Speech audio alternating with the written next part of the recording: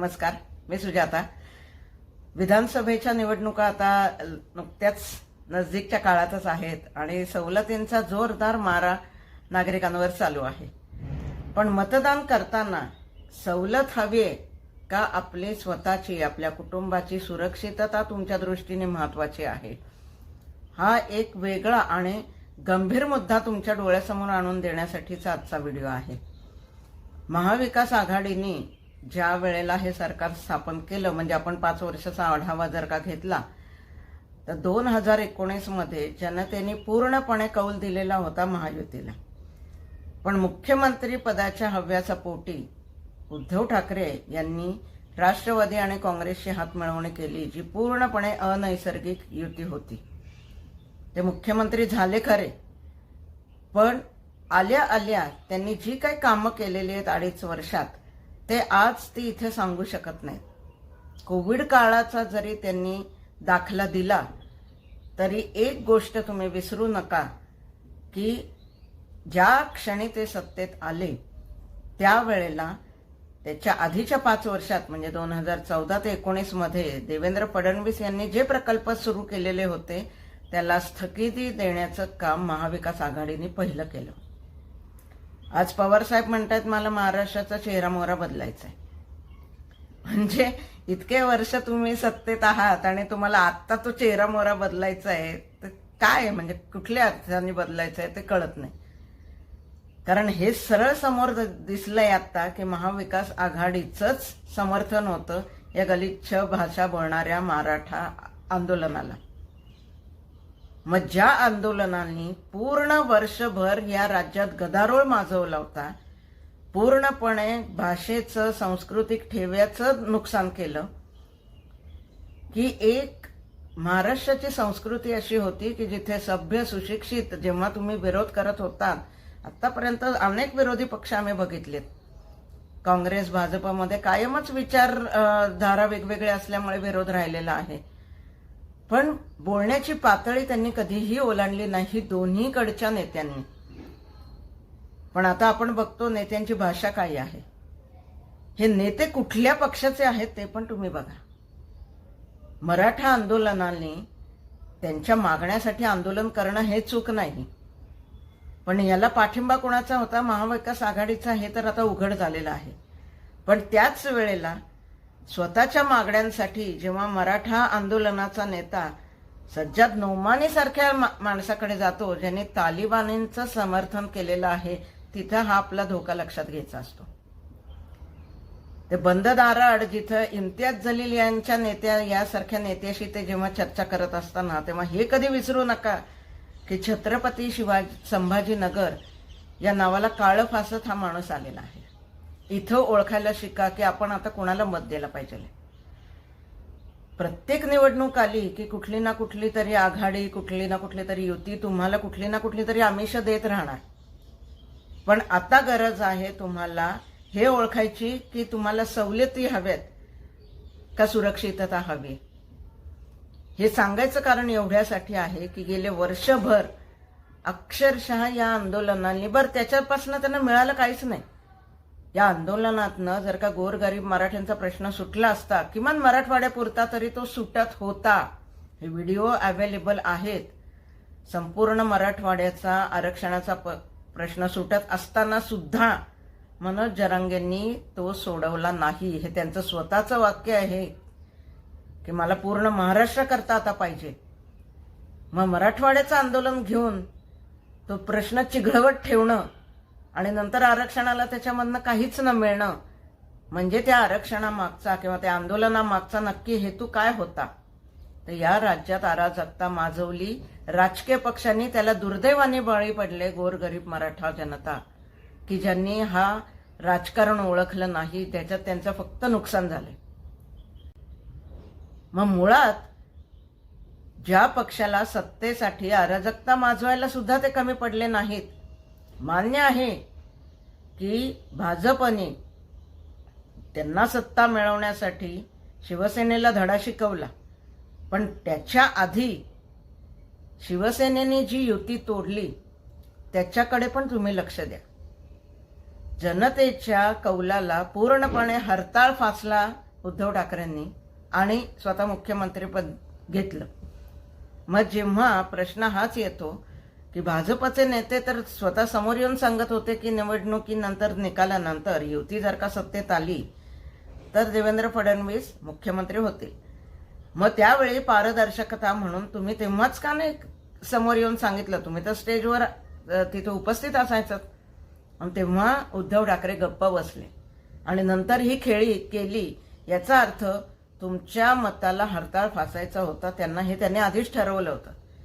याचं दुसरं प्रूफ म्हणजे देवेंद्र फडणवीस ज्या वेळेला त्यांना फोन करत होते युती सत्तेत येते म्हणल्यावर त्यांचा एकही फोन उद्धव ठाकरेंनी घेतला नाही. याचा अर्थ या दोन पक्षात मुख्यमंत्री पदाची कुठली चर्चा झाली आणि ती चर्चा फिसकटल्यावर ते राष्ट्रवादीकडे गेले, हे समीकरण सुद्धा किंवा हे स्पष्टीकरण सुद्धा पूर्णपणे चुकीचं ठरतं. मग जो पक्ष युती करून निकालानंतर जिथे आपल्या मित्रपक्षालाच दगा देऊ शकतो त्याच्यावर तुम्ही किती विश्वास ठेवणार आहात? आल्या आल्या त्यांनी ज्या प्रकल्पांना स्थगिती लावली किंवा कुठलेही नवीन प्रकल्प या राज्यात आणले नाहीत. इथं कोविडचं स्पष्टीकरण कृपया करून महाविकास आघाडीने देऊच नये, कारण ज्या वेळेला तुम्ही स्थगिती लावली त्यावेळेला कोविड नव्हता. म्हणजे स्थगिती लावण्यामागचं कारण तुमचं वेगळंच होतं. म्हणजे नवीन स्थगिती लावली त्याच्यात जर का तुम्हाला सुधारणा करून नागरिकांसाठी वेगळ्या अजून चांगल्या योजना आणायच्या असत्या तर आम्ही स्वागतच केलं असतं. पण ते न करता पूर्णपणे तुम्ही स्थगिती लावली आणि याचमुळे मुंबई मेट्रोच्या कामाला उशीर झालेला आहे. त्यावेळी नुसत्याच जेव्हा तुम्ही सुविधा बघून सवलती बघून जर का कुणाला मतदान करणं असाल, म्हणजे विशेषतः महाविकास आघाडीचा हा धोका एवढ्यासाठी आहे की काँग्रेसनी कर्नाटकात अशाच योजना दिल्या होत्या आणि निवडून आल्यानंतर त्या मागे घेतलेल्या आहेत. हा इतिहास तुम्ही विसरू नका.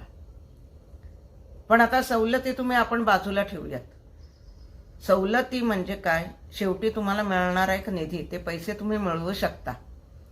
पण आज समस्त या सवलती घेणाऱ्या जे काही कुटुंब आहेत त्यांना मला एक प्रश्न विचारायचा आहे किंवा समस्त जनतेसाठीच एक प्रश्न विचारायचा आहे की तुम्हाला या सवलती महत्त्वाच्या आहेत का आत्ताच्या काळात तुम्हाला आपल्या सदस्यांची, कुटुंबाच्या सदस्यांचा भविष्यकाळ सुरक्षित करायचा आहे? तुम्हाला त्यांचं वर्तमान सुरक्षित करायचं आहे का फक्त सवलती घ्यायच्या? हे विचारण्याचं कारण इतकंच आहे. मध्यंतरी ज्या वेळेला मराठा आंदोलन चालू होतं त्यावेळेला तर आपण बघितलंच की मराठवाड्याच्या आंदोलनाचा विषय हळूहळू मुस्लिमांच्याकडे कसा काय गेला. या मागचं राजकारण ओळखायला शिका. सुरक्षितता एवढ्यासाठी की भडकाऊ भाषणं देण्यात मुस्लिम नेते पुढे असतात. पालघरला जी घटना झाली त्याच्यावर मुख्यमंत्र्यांनी पूर्णपणे मौन बाळगलेलं होतं, त्याच्यावर कुठली कारवाई केलेली नाही. मग जो समाज एवढा आक्रमकतेने हल्ला करू शकतो आणि त्यांनाच एक मुख्यमंत्री जेव्हा संरक्षण देतो ना कुठली कारवाई न करता, त्यावेळेला आपल्या बाबतीत होणारे धोके तुम्ही ओळखायला शिका. इथे प्रश्न काँग्रेसचा एवढ्यासाठी येतो की काँग्रेस आणि राष्ट्रवादीचा जर का जुना इतिहास तुम्ही बघितलात तर काँग्रेसचा जर का विचार करायचा झाला तर सत्ता मिळवण्यासाठी पंजाबमध्ये अकाली दलाच्या विरोधात यांनी भिंद्रनवाले यांना उभं केलं. आता नंतर पुढे तो यांच्या डोक्यावर बसला तर गोष्ट वेगळी आहे, पण म्हणजे त्यामुळे त्या राज्याचं केवढं मोठं नुकसान झालेलं आहे हा इतिहास तुम्ही विसरू नका. सत्ता पाहिजे म्हणून कुठल्याही थराला जाण्याचा जर का या पक्षांचा इतिहास असेल तर सवलती घ्यायच्या वेळी किंवा सवलतींचा विचार करण्याच्या वेळेला हा पण विचार करा. मुंबईवर झालेला दहशतवादी हल्ला जो होता तो तर आपण कधीच विसरू शकणार नाही. त्यावेळी काँग्रेसची सत्ता होती, काँग्रेसचाच गृहमंत्री होता शिवराज पाटील. तुम्ही जर का यूट्यूबवर जाऊन चेक केलं तर RVS मणी या अधिकाऱ्याचा व्हिडिओ तिथे अवेलेबल तुम्हाला मिळेल की जेव्हा मुंबई पोलीस या दहशतवाद्यांशी लढत होते. एक विचार करा, आपल्याला या दहशतवादी हल्ल्याला तोंड द्यायला कितीतरी तास लागले. का? मुंबईसारखी जी आर्थिक राजधानी आहे तिच्यावर दहशतवादी हल्ला होतो आणि त्याच्या विरोधात लढण्यासाठी मुंबई पोलिसांना जी कुमक पाठवायला पाहिजे होती, मग CISF असू दे, CRPF असू दे, NSG असू दे, NSGला यायला वेळ लागणार होता, ती परवानगी शिवराज पाटील यांनी वेळेत दिलेली नाही. हा पण इतिहास तुम्ही चेक करा. हे सगळ्या गोष्टी युट्यूबवर आहेत, कोणी मंच तुम्हाला काही सांगत नाहीये. आपल्याच देशाबद्दल निगेटिव्हिटी पसरवणारे काहीतरी भडकाऊ इंटरव्ह्यू राहुल गांधी बाहेर जाऊन देतात, बाहेरच्या देशात. छुप्या पद्धतीने जो व्यक्ती चायनामध्ये जाऊन मुलाखती देतो किंवा त्यांच्या नेत्यांना भेटतो, हे सगळं सवलती घेण्याच्या आधी विचार करा. आत्ता इतक्या वर्ष जेव्हा सत्ता उपभोगल्यानंतर शरद पवार साहेब म्हणतात की मला महाराष्ट्राचा चेहरा मोहरा बदलायचा आहे. मग इतक्या वर्षात का नाही बदलला, हा प्रश्न येतोच. आत्ताच ती गरज का वाटावी तुम्हाला बदलायची? मग अगदी नजीकच्या काळात 2.5 वर्ष तर तुमचं होतं की, त्यावेळेला त्या सरकारने स्थगिती देण्याचं काम केलं ना, आज तुम्हाला अचानक चेहरा मोहरा का बदलावासा वाटतोय? या सगळ्या गोष्टींचा विचार मतदारांनी करणं गरजेचं आहे. कारण असं म्हणतात जनतेची मेमरी फार कमी असते. आज सुरक्षितता एवढ्यासाठी गरजेची आहे की आजच एक समोर माझा व्हिडिओ आला की मुंबईमध्ये दादर सारख्या ठिकाणी बांगलादेशींची संख्या अचानक वाढती. हा जो प्रश्न आहे याला खत पाणी घालायचं काम कोणी केलेलं आहे? इंडिया आघाडीने. हे सगळे प्रकार मतदान करताना तुम्ही लक्षात घ्या. पश्चिम बंगालमध्ये गाड्याच्या गाड्या भरून पर्यटक बाहेर पडतात, सो कॉल्ड, जे परत तिथे परत येतच नाहीत. कुठे जातात ते सगळे? आत्ता आपल्याला आपल्या देशाची, आपल्या राज्याची, आपल्या शहराची सुरक्षितता आणि त्याच्याही पेक्षा महत्त्वाचीच ठरते आपल्या कुटुंबाची सुरक्षितता आपल्याला कोण देऊ शकतं, या गोष्टीवरच मतदान करा. कारण तुमचं अस्तित्व नसेल तर या सवलतींचा तुम्हाला काहीही उपयोग नाही. दुर्दैवाने असं म्हणलं जातं की हिंदूंमध्ये एकजूटता नाहीये. तर ती एकजूटता तुम्हाला काय फक्त युद्धाच्याच वेळी दाखवायची गरज नाही. हे सुद्धा एक युद्धच आहे असं समजा आणि तिथे एकजूट होऊन मतदान करा. आपली सुरक्षितता हा तात्पुरता विषय नसतो कधी. आपल्या कुटुंबाची, आत्ता जी लहान मुलं आहेत त्यांचा भविष्यकाळ आपल्याला सुरक्षित करून ठेवायचा आहे. त्यासाठी आत्ता जे तुम्ही निर्णय घ्याल त्याचा परिणाम त्यांच्या भविष्यकाळाच्यावर, सुरक्षिततेवर होणारे हे विसरू नका.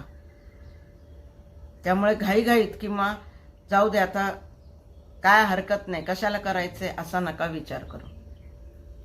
गरज एवढ्यासाठी आहे की सत्ता मिळवण्यासाठी काँग्रेसने आम्ही महिलांना 8,500 देऊ असं म्हणून सुद्धा बहुसंख्य जनतेने 8,500 नाकारलेले आहेत.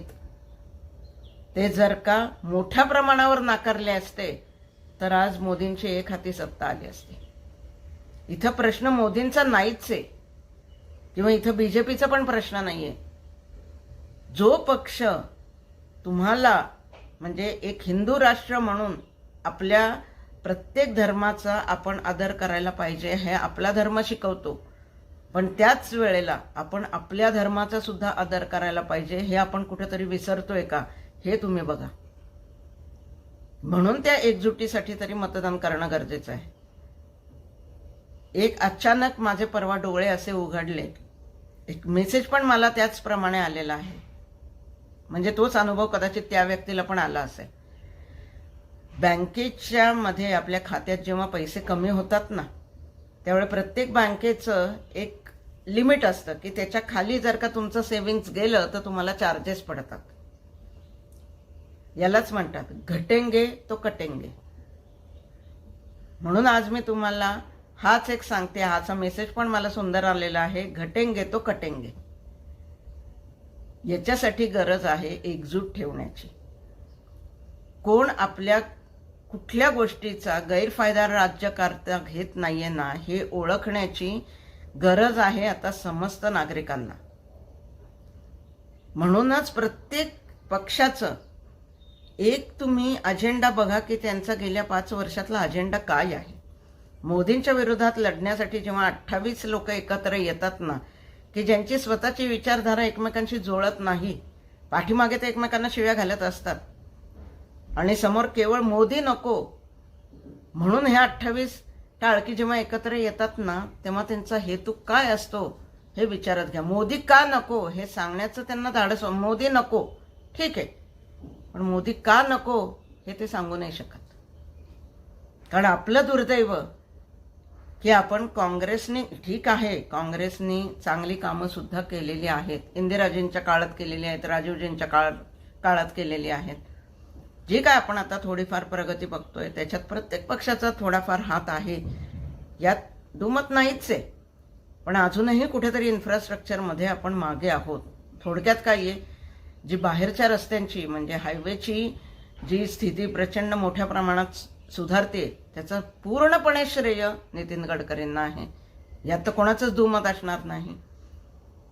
पण शहरातले जे अंतर्गत रस्ते आहेत त्याची जबाबदारी स्थानिक आमदारांवरच असते. तिथं कुठेतरी अजूनही सगळे पक्ष कुठे ना कुठेतरी थोडे कमी पडत आहेत. त्यामुळे या सुधारणा गरजेच्या आहेत. त्याच्याच बरोबर जेव्हा तुम्ही आंदोलनात हे बघता की हळूहळू तिथं सुद्धा मुसलमानांचा जर का आधार घेतला जात असेल तर काय गरज आहे, ते तर तुमच्याकडे कधीच आलेले नाहीत, मग तुम्ही का जाताय. प्रश्न असा येतो की आता मराठा आंदोलनाच्या वेळेला EWSचं आरक्षण त्यांनी घालवलं आणि त्यांचा संपूर्ण फायदा मुस्लिम समाजाला मिळाला की ज्यांना पोलीस भरतीमध्ये चान्स मिळाला. मग असं असेल तर त्यांना वेगळ्या आरक्षणाची तेवढी गरज नसते, कारण EWSच्या आरक्षणाचा फायदा घेणाऱ्या जाती आहेत, नाही असं नाही, पण तिथेही 10% आरक्षण आहे जे मराठ्यांनी घालवलं. काय मिळवलं मग तुम्ही आंदोलन करून. हे विषय असतो की तात्पुरता फायदा बघू नका, दूरगामीचे परिणाम करणारे जे घटक आहेत त्याचा विचार करा आणि मगच मतदान करा. कारण प्रश्न असा येतो की वर्तमान तुमचं सुरक्षित असेल तरच तुमचा भविष्यकाळ सुरक्षित राहणार आहे. तुमच्या येणाऱ्या पिढी, आत्ताची जी लहान मुलं आहेत ती सर्वस्वी तुमच्या एका निर्णयावर अवलंबून आहेत.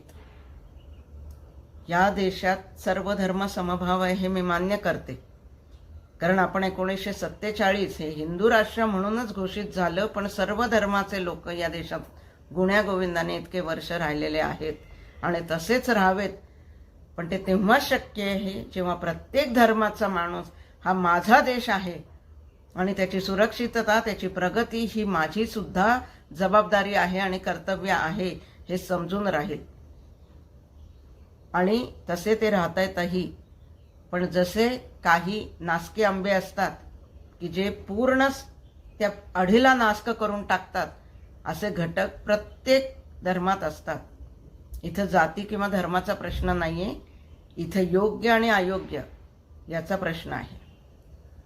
त्यामुळे काय योग्य आहे आणि काय अयोग्य आहे याचा विचार करून मग मतदान करा. जेव्हा राष्ट्रवादी काँग्रेस आणि शिवसेना म्हणजे उद्धव ठाकरेंची ही अनैसर्गिक युती जेव्हा एकत्र येऊन काम करायला लागते तेव्हा त्यांच्यात समन्वय नाही आहे हे दिसतंय आपल्याला. मग ते स्थिर सरकार देऊ शकतील का याचा पण विचार करा. केवळ ते सरकार टिकवण्यासाठी, केवळ या निवडणुकीत युतीला हरवण्यासाठी कुठल्या तरी घोषणा ते करत नाहीयेत ना. त्या योजना करण्यामागे दुसराच कुठला तरी अजेंडा चालू नाहीये ना, हे पण बघा. कारण बेरोजगारीमुळे काय होतं, माथी भडकवली जातात. अशा वेळेला अराजकता माजवण्यासाठी या दुर्दैवी मुलांचा की जे भरकटली जातात आणि त्यांचा उपयोग केला जातो राजकारण्यांकडून, हा धोका सुद्धा ओळखायला शिका. म्हणून एक कळकळीची विनंती आहे की वर्तमान आणि भविष्य याची सुरक्षितता हा एकच मुद्दा ठेवून मतदान करा आणि जागरूक राहा, सतर्क राहा. आपल्या आजूबाजूला ज्या काही घटना घडत आहेत त्या शांतपणे त्याचं अवलोकन करा आणि मगच मतदान करा. नमस्कार.